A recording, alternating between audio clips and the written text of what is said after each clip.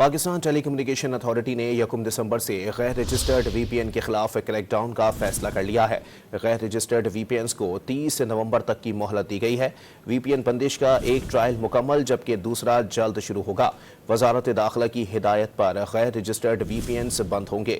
P T A نے 1 دسمبر سے غیر رجسٹرڈ وی پی این کے خلاف کریک ڈاؤن کا فیصلہ کر لیا ہے۔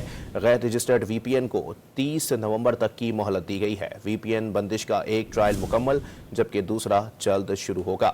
وزارت داخلہ کی ہدایت پر غیر رجسٹرڈ وی پی اینز بند ہوں گے۔